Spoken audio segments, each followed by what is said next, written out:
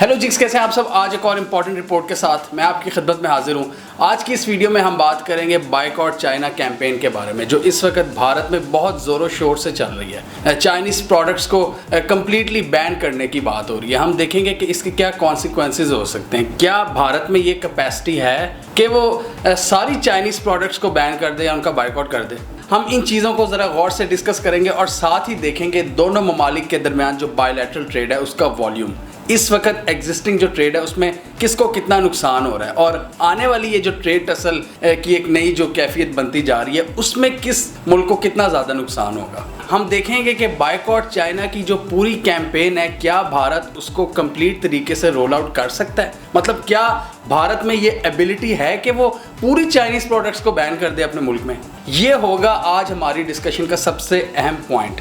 इस हवाले से मैंने काफ़ी रिसर्च की है, काफ़ी इंडिपेंडेंट सोर्सेज को मैंने पढ़ा है, जैसे कि BBC, Fortune magazine, Forbes magazine, ये सारे बहुत रिनाउंड मैगजीन हैं इंटरनेशनली। तो हम देखेंगे कि इन्होंने इस हवाले से क्या लिखा है। तो सबसे पहले तो हम बात करेंगे इस फ्रेश बैन की, जिसमें 59 चाइनीज़ ऐप्स को इंडिया ने ब्लॉक किया है, जिसमें सरे फहरिस्त है टिकटॉक। इसके अलावा कुछ प्रोमिनेंट ऐप्स थी जिनमें WeChat, UC browser, SHAREit, Baidu map वगैरह, और बाकी जो ऐप्स हैं वो इतनी ज़्यादा कोई इम्पॉर्टेंट नहीं थी। यानी कि भारत के मुताबिक गलवान में 20 सोल्जर्स की मौत का बदला भारत ने इन 59 ऐप्स को ब्लॉक करके लिया है। The sheer suddenness of the move, the unexpected nature of the move, the unpredictability of the move, the fact that there was no warning, they don't know what hit them।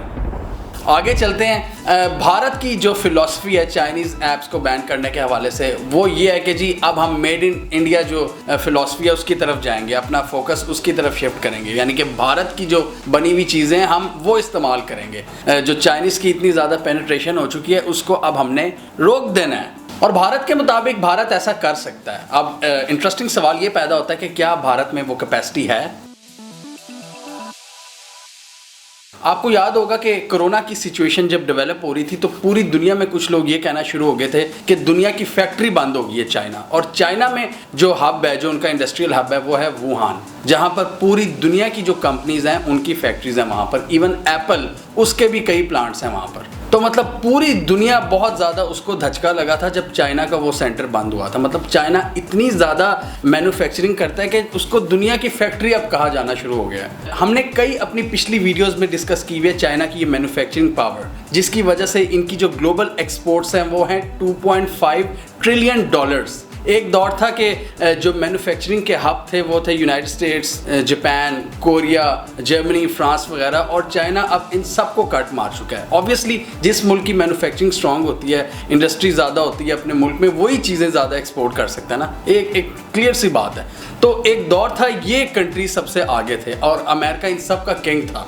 90s में China की growth शुरू हुई है और सिर्फ 25 साल के कलील अरसे में इसने इन सब को पीछे छोड़ दिया, और 2013 वो पॉइंट था जब उसने दुनिया के सबसे बड़े मैन्युफैक्चरर अमेरिका को भी पीछे छोड़ दिया।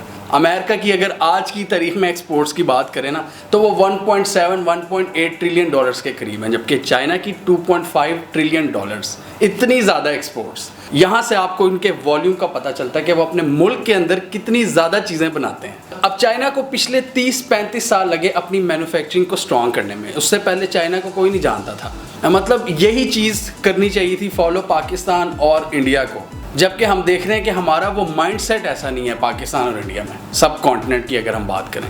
इस सूरत हाल में हमारी जैसी इमर्जिंग इकोनॉमीज़ जहाँ पर डोमेस्टिक मैन्युफैक्चरिंग बहुत कम है, मतलब हम बहुत कम चीज़ें बनाते हैं, हम अफोर्ड नहीं कर सकते कि हम बायकॉट कर दें चाइना का, क्योंकि चाइना हमें बहुत ज़्यादा सस्ती चीज़ें प्रोवाइड करता है बहुत बड़ी मिकदार में। इसीलिए अब हम उन मुश्किलात को देखेंगे जो भारत को पेश आ सकती हैं बायकॉट चाइना की कैंपेन को अगर वो फुल थ्रॉटल के साथ लॉन्च कर देते हैं। और हम रेफरेंस देंगे इंडिया के इकोनॉमिस्ट का, मतलब हम अपने से कोई मफरूज़ा नहीं कायम करेंगे। हम BBC, फॉर्च्यून मैगजीन या फोर्ब्स मैगजीन, इस तरह के हमारे पास रेफरेंसेज हैं। बज़ाहिर तो ये बड़ा आसान है कि आप नारेबाजी करें कि जी हम फलां मुल्क की प्रोडक्ट्स को बैन कर देंगे, हम अपने मुल्क की बनाई हुई चीज़ों को इस्तेमाल करेंगे, क्योंकि एक नेशनलिज्म की वेव चली होती है, उसमें आप लॉजिक से नहीं सोचते। तो इसीलिए आज हम इस वीडियो में वो चीज़ें डिस्कस करेंगे जो कई लोगों की आंखें खोल देने के लिए शायद काफ़ी हों। चाहे फार्मास्यूटिकल की सप्लाई चेन्स हों या आपके टेक स्टार्टअप्स में इन्वेस्टमेंट की बात हो या स्मार्टफोन कंपनीज की बादशाहत, हम देखेंगे कि किस तरह चाइनीज कंपनीज और चाइनीज इन्वेस्टमेंट इंडिया में डीपली इंट्रेंच कर चुकी हैं।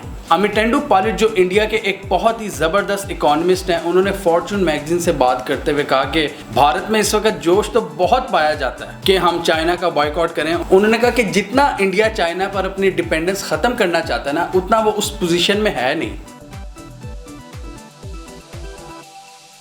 चाइना और इंडिया के दरमियान 2019 की अगर ट्रेड फिगर्स देखें ना, तो 85 बिलियन डॉलर्स की बायलैटरल ट्रेड हुई है, जिसमें 52 बिलियन डॉलर्स का ट्रेड डेफिसिट हुआ है, जिसका नुकसान इंडिया को होता है। मतलब इंडिया ने सिर्फ एक्सपोर्ट्स की 16 बिलियन डॉलर्स की मसनूआत, और चाइना ने इंडिया को कितनी एक्सपोर्ट्स की 68 बिलियन डॉलर्स। यहाँ से आप अंदाज़ा लगा लें इनका ट्रेड डेफिसिट।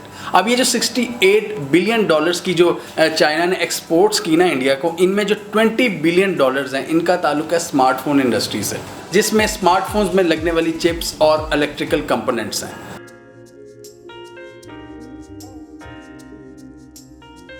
अब यहाँ पर आता है वीडियो का सबसे इंटरेस्टिंग पार्ट। हम देखेंगे कि किस तरह चाइना के जो स्मार्टफोन ब्रांड्स हैं वो भारतीय मार्केट पर छाए हुए हैं। इंडिया की जो स्मार्टफोन मार्केट है ना, उसको टोटली चाइना के जो ब्रांड्स हैं वो डोमिनेट करते हैं। ये कितनी इंटरेस्टिंग चीज़ है।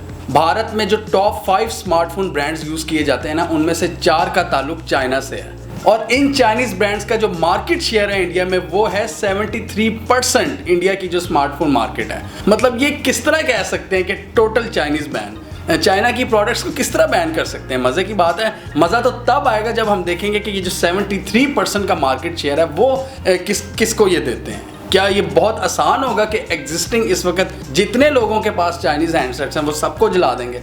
अब आप ये ग्राफ देख लें, ये टॉप प्लेयर्स हैं भारत की स्मार्टफोन मार्केट में, जिनमें शाओमी, वीवो, सैमसंग, रियलमी और ओप्पो शामिल हैं। सिर्फ एक सैमसंग के अलावा सारे ब्रांड्स का ताल्लुक चाइना से है, और इनमें जो शाओमी है उसका मार्केट शेयर सबसे ज़्यादा है, 30%। पूरी भारतीय मार्केट का 30% जो शेयर है वो सिर्फ शाओमी के पास है। आप अंदाज़ा लगाएं ज़रा।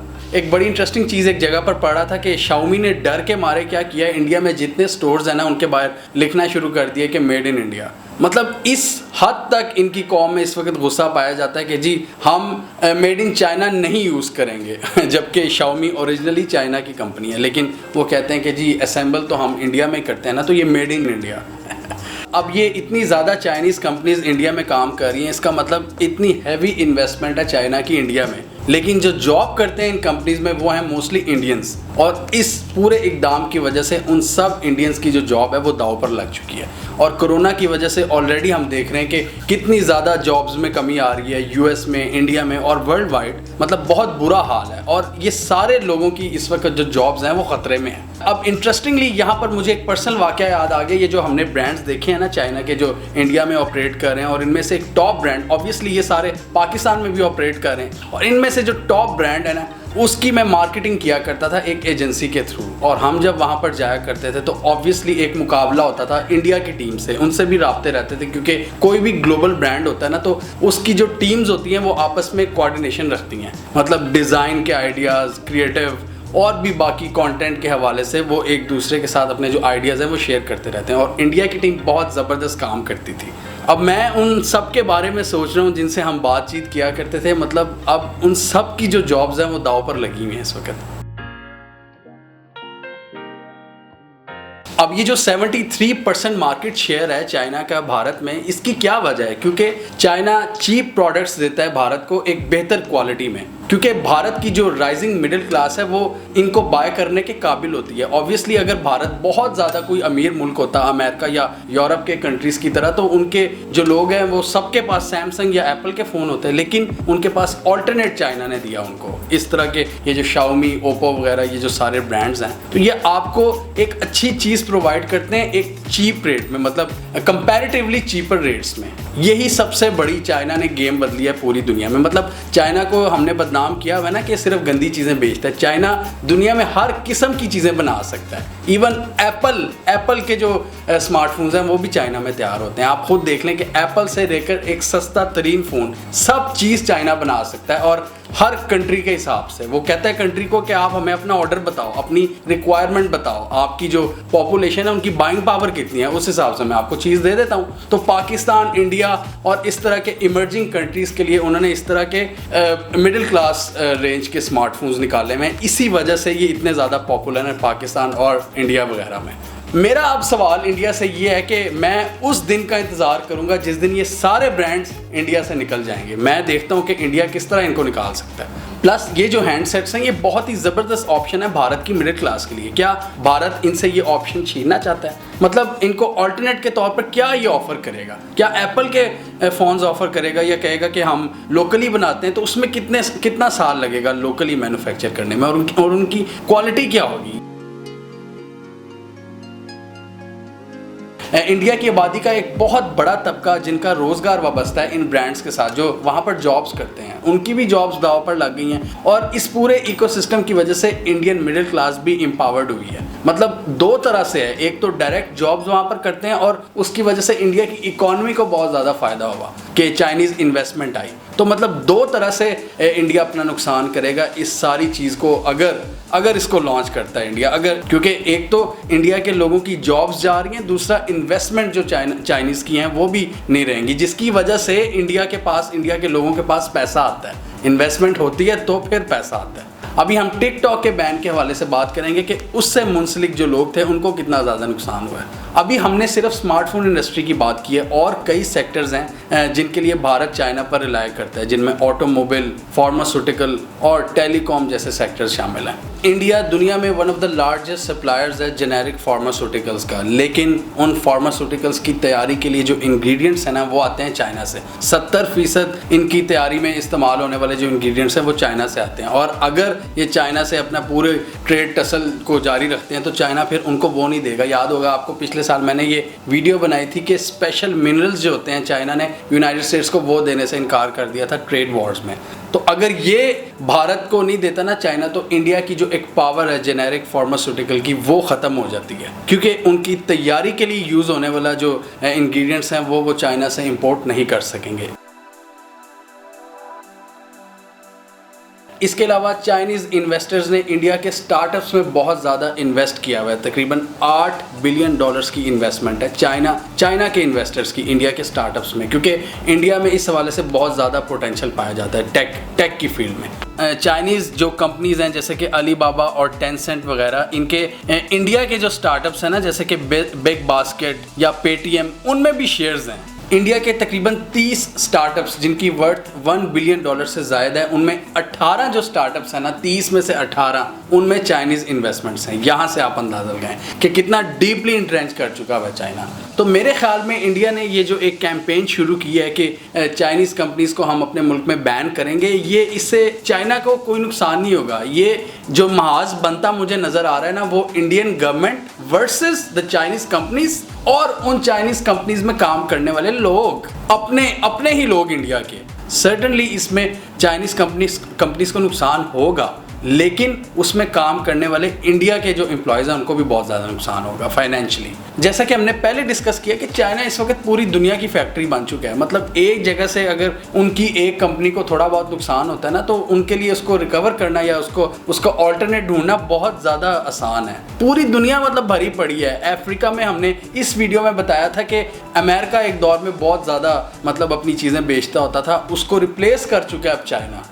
अफ्रीका में चाइना घुस गया हुआ है, मिडिल ईस्ट में चाइना घुस गया हुआ है, मतलब एशिया में चाइना घुस गया हुआ है। यूरोप इस वक्त निगोशिएशंस कर रहा है चाइना से। इसके अलावा साउथ अमेरिका का आपका पूरा रीजन है। मतलब चाइना के पास तो एवेन्यूज़ बहुत ज़्यादा हैं। वो धड़ाधड़ चीज़ें बना रहे हैं और चीज़ें उन्होंने बेचनी है, वो किसी तरह भी बेचें। अगर इंडिया एक या दो कंपनीज़ को बैन करता है ना, तो उससे उनको कोई ख़ास फ़र्क नहीं पड़ता। और जैसा कि मैंने अभी आपको आंखें खोल देने वाले फैक्ट्स बताए हैं कि इतनी ज़्यादा स्मार्टफोन्स की जो पेनिट्रेशन है, इतना बड़ा मार्केट शेयर, कभी भी नहीं मेरा ख्याल है कि मोदी सरकार इन सबको बैन करने की जरूरत करेगी। मेरा ख्याल है कि इस वक्त हो क्या रहा है कि बैकडोर चैनल पर वो चाइना से कह रहे हैं कि यार हमें ज़रा चेस्ट थम्पिंग करने दो, ये टिकटॉक को तो बैन करने की बात पहले से ही हो रही थी, हम इनको हाथ नहीं लगाएंगे। क्योंकि अगर वाकई इंडिया ने इन पर हाथ डाला ना, तो फिर पूरी इंडिया की इकॉनमी को झटका लग सकता है, जैसे मैंने पहले बताया। मतलब इंडिया के बहुत से लोग जॉबलेस हो जाएंगे, बहुत ज़्यादा एक थरथली मच जाएगी। कोरोना की वजह से ऑलरेडी इनकी इकॉनमी स्ट्रगल कर रही है, तो वो फिर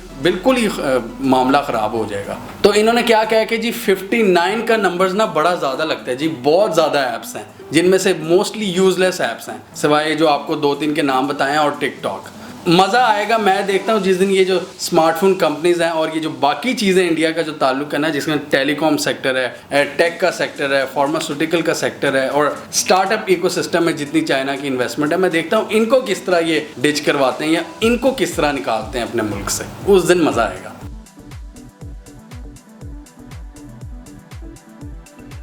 अब टिकटॉक की थोड़ी सी बात कर लेते हैं। 2 बिलियन इनके ग्लोबल डाउनलोड्स थे, जिनमें से 650 मिलियन से ज़्यादा जो डाउनलोड्स थे वो इंडिया से थे, यानी 1/3। और जितनी पाकिस्तान की पॉपुलेशन है ना, उतने इंडिया के यूज़र्स थे टिकटॉक में। और आप खुद देखें, मतलब 22-23 करोड़ यूज़र्स बैठे हुए थे इंडिया में, और उनमें से कईयों का रोज़गार वाबस्ता था टिकटॉक से, ना सिर्फ क्रिएटर्स का बल्कि उनके मैनेजर्स का। ये बड़ी ज़बरदस्त रिपोर्ट कंपाइल किया है फोर्ब्स मैगजीन ने, आप इनको पढ़िए कि किस तरह इनका बिजनेस अफेक्ट हुआ है इस बैन की वजह से। ये बड़ी ज़बरदस्त रिपोर्ट तैयार किया फोर्ब्स मैगजीन ने। इंडिया के टिकटॉकर्स जिन्होंने कई सालों में अपनी मिलियंस की फॉलोइंग बनाई थी, वो एक झटके में ख़त्म हो गई। ये एक बड़ा एक नाइटमेयर है हर क्रिएटर के लिए कि यार इतनी ज़्यादा उसकी ऑडियंस हो और एक दिन आपको पता चले कि वो आपके मुल्क में बैन कर दी गई है। टाइम के साथ साथ एक पूरा इकोसिस्टम डेवलप हो जाता है रेवेन्यू अर्निंग का, ये क्रिएटर्स के लिए और आसपास के लोगों के लिए, डिफरेंट आर्टिस्ट और इनके जो मैनेजर्स होते हैं।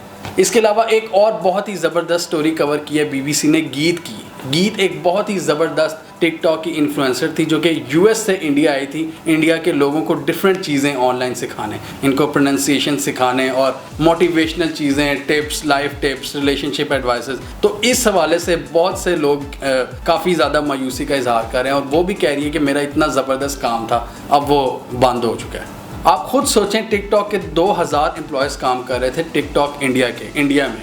निखिल गांधी जो कि इंडिया में ऑपरेशनल हेड थे, इन्होंने इंडिया की गवर्नमेंट को जवाब देते हुए कहा कि हमने आज तक कोई भी किसी किस्म की जो इन्फॉर्मेशन है या कोई भी डेटा के हवाले से इंडियन गवर्नमेंट के जो कंसर्न्स हैं, हमने कभी किसी को कोई डेटा नहीं बेचा, ना ही चाइनीज़ गवर्नमेंट को। और साथ ही उन्होंने ये भी कहा कि हमने डेमोक्रेसी इंट्रोड्यूस करवाई है टिकटॉक के थ्रू, 14 डिफरेंट लैंग्वेजेस में लोगों को एम्पावर किया कि वो अपनी बात सुना सकें दुनिया को। लेकिन ऑब्वियसली भारतीय सरकार ने ये सारा इकदाम चाइना की टसल में किया और बहाना ये बनाया कि डेटा प्रोटेक्शन के हवाले से उन्हें कुछ शिकायत मौसूल हुई हैं, जिस हवाले से टिकटॉक इंडिया ने अपना एक वजाहती बयान शाया किया।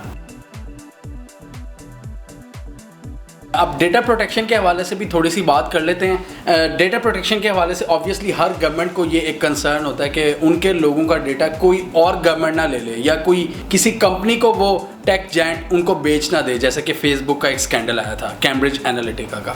तो ये एक बड़ा सीरियस मैटर है और इस हवाले से जो यूरोप की एग्जांपल है ना, वो हमारे लिए आइडियल है और उन्होंने फेसबुक को अच्छा खासा लताड़ा। लेकिन पाकिस्तान और इंडिया की जो गवर्नमेंट्स है ना, मैं उनको हमेशा ये मशवरा देता हूँ, मैंने इस वीडियो में भी यही कहा था कि जब पाकिस्तानी गवर्नमेंट ने भी एक मैं जिसे कह सकता हूँ एक सही इकदाम नहीं था और उन्होंने एक बड़े अजीब तरीके से इनको धमकाया टेक जायंट्स को कि आप आएँ पाकिस्तान में डेटा सेंटर्स कायम करें और अगर आपने ना किए हम आपको बैन कर देंगे। और ये बड़ा फड्डा क्रिएट हुआ था। उन्होंने कहा था ठीक है जी, आप इस तरह कर रहे हैं तो हम भी अपने बिजनेसेस यहाँ से समेट लेते हैं और टाटा बाय बाय। तो फिर गवर्नमेंट और पाकिस्तान को हमारे जितने भी डिजिटल एक्सपर्ट्स हैं उन्होंने मशवरा दिया कि यार ये तरीका नहीं होता, पहले आप अपना डिजिटल इंफ्रास्ट्रक्चर को सही करते हैं, अपने डेटा प्रोटेक्शन के जो लॉज हैं उनको सही करते हैं, पूरा मुल्क का जो एक इंफ्रास्ट्रक्चर है, डिजिटल इंफ्रास्ट्रक्चर, पूरे मुल्क में आपका जो पूरा इकोसिस्टम है पहले आप उसको सही करते हैं। मतलब पहले आप इस पोजीशन में हो कि आप उनको धमका सकें, जैसा कि यूरोप। अब ऑब्वियसली यूरोप की एग्जांपल बड़ी आइडियल है, लेकिन उसके लिए पहले आपको यूरोप जैसा फ्रेमवर्क भी बनाना पड़ता है, चाहे वो आपका डिजिटल फ्रेमवर्क हो, आपका डिजिटल इंफ्रास्ट्रक्चर हो या आपकी लीगल फ्रेमवर्क हो। इसको पहले आप स्ट्रॉन्ग करें अपने मुल्क में। मतलब आप खुद देखें यार, आपके पेमेंट गेटवेज ही नहीं क्लियर और आप उनको धमकी दे रहे हैं कि जी आप इधर आएँ, तो ये काम करने बड़े मुश्किल होते हैं। और ऑब्वियसली इंडियन गवर्नमेंट ने भी ये जो लंबा रास्ता था इसको लेने के बजाय क्या किया जी, डायरेक्ट ही बैन कर दिया। मतलब ये हो सकता था कि इंडिया एक प्रॉपर तरीके के साथ जाता, टिकटॉक को कहता कि आप हमारे मुल्क में डेटा सेंटर्स कायम करें, लेकिन उसके लिए इंडिया का जो पूरा इंफ्रास्ट्रक्चर है ना, जो फ्रेमवर्क है, वो ही कंप्लीट नहीं है। इसलिए पाकिस्तान और इंडिया जैसे मुल्कों के पास क्या होता है, वो एक्सट्रीम इकदाम करते हैं, कहते हैं जी बैन कर दो। जबकि यूरोप वगैरह क्या करते हैं, वो अपना पूरा पहले उनका सिस्टम क्लियर होता है, उसके बाद वो कहते हैं भाई अब तुमने हमारी बात मान ली है। वो फिर फेसबुक या ट्विटर या टिकटॉक या गूगल उसको आंखें भी दिखा सकते हैं। जैसा कि हमने पहले बात की कि इसमें चाइना की गवर्नमेंट के जो प्लान्स हैं उनको इतना नुकसान नहीं होगा। ये जो इंडिया समझ रहे हैं ना कि इस तरह की चंद ऐप्स ब्लॉक करने से चाइनीज़ गवर्नमेंट को कोई बहुत ज़्यादा नुकसान हो जाएगा, उनकी एक्सपोर्ट्स में फ़र्क पड़ जाएगा, ऐसा कुछ नहीं होगा। हाँ, चाइनीज़ जो कंपनीज़ है ना उनको ज़रूर नुकसान होगा और उसमें काम करने वाले भारतीय लोग। टिकटॉक को भी ग्लोबली इस इकदाम की वजह से एक बहुत बड़ा धचका लगा है। 30% जो उनके यूज़र्स थे वो इंडिया से उनका ताल्लुक था, मतलब इतनी बड़ी मार्केट थी टिकटॉक के लिए इंडिया। तो ऑब्वियसली अगर आपकी इतनी बड़ी मार्केट एक दिन में ही ख़त्म हो जाए तो आपके जो ओवरऑल बिजनेस प्लान्स हैं उनको नुकसान पहुंचता ही पहुंचता है। और इनके जो एक्सपेंशन के प्लान्स थे, जो इनकी ग्रोथ के प्लान्स थे, वो इससे काफ़ी ज़्यादा मुतासिर होंगे। हमें कमेंट सेक्शन में बताइए कि आपके ख्याल में किसी भी मुल्क को अपने फॉरेन पॉलिसी से रिलेटेड जो मैटर्स होते हैं उनको बिजनेस या इकोनॉमिक लेवल पर जाके कन्फ्रंट किया जा सकता है। मतलब भारत की इतनी बड़ी पॉपुलेशन जो इस वक्त मुतालबा कर रही है कि जी चाइनीज़ प्रोडक्ट्स को बैन करो, और जो सिचुएशन मैंने आपको दिखाई है ये ऑब्वियसली पॉसिबल तो नहीं है। तो इसमें इस वक्त जो सबसे ज़्यादा मुश्किल का शिकार है ना वो है भारतीय गवर्नमेंट। उनको एक तो अवाम का बहुत ज़्यादा प्रेशर है और दूसरे इनके कुछ मिनिस्टरों के बयानात इस तरह के, मेरे ख्याल ऑब्वियसली उनको इतनी ज़्यादा नॉलेज नहीं होगी कि कितना ज़्यादा चाइना इस वक्त अंदर बैठा हुआ है भारत के, कि जिससे इंडिया की इकॉनमी को ज़्यादा नुकसान होगा। तो आप खुद बताएं कि इस तरह के मैटर्स में क्या करना चाहिए। मतलब मुझे नहीं समझ आ रही, आप कमेंट सेक्शन में बताइए। क्या अवाम के प्रेशर में आके आप किसी भी मुल्क से अपनी ट्रेड बिल्कुल ख़त्म कर सकते हैं, या ऐसा करना आपके ख्याल में एक बेवकूफ़ाना इकदाम है? कमेंट कीजिए। इसके अलावा हमारा यूट्यूब चैनल सब्सक्राइब कर लें और साथ ही वो बेल आइकॉन भी दबा लें ताकि वो स्टोरीज़ दुनिया भर से, पाकिस्तान से, जिनकी मेन स्ट्रीम मीडिया पर प्रॉपर कवरेज नहीं होती, हमारे प्लेटफॉर्म के थ्रू आप तक टाइम पर पहुंच जाएं।